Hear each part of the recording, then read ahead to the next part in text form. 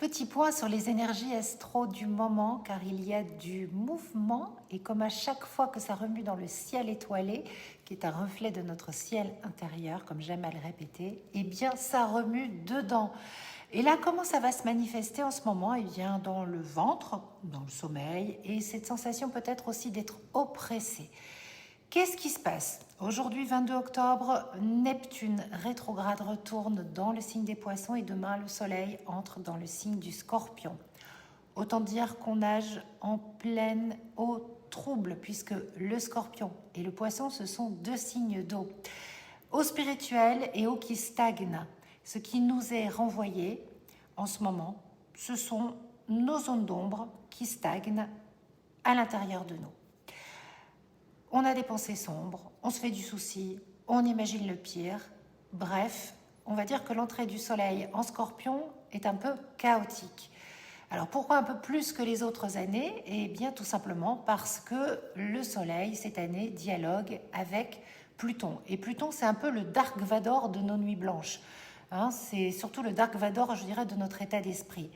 Donc si ton Dark Vador intérieur fait des siennes, eh bien observe la croyance négative qui est en train de macérer à l'intérieur de toi. Observe-la sans jugement. Elle n'est pas une fatalité ni un scénario écrit à l'avance.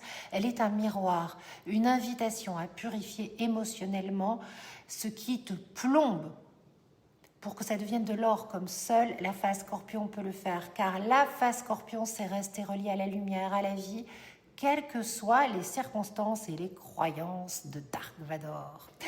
Voilà, et sinon, eh bien, j'ai la grande joie de t'annoncer la sortie de mon nouveau livre. Ça y est, il est en ligne, Mercure rétrograde et autres drames du ciel expliqué sans panique. C'est un guide astro-chic pour traverser les chaos cosmiques avec style et self-dérision.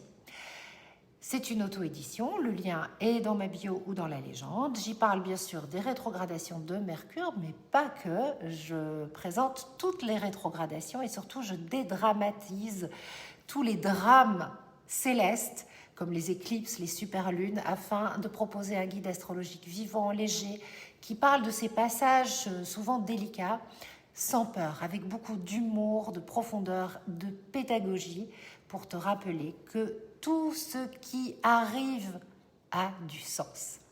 Voilà, je suis très contente. Bien sûr, j'en reparle. Les liens partout.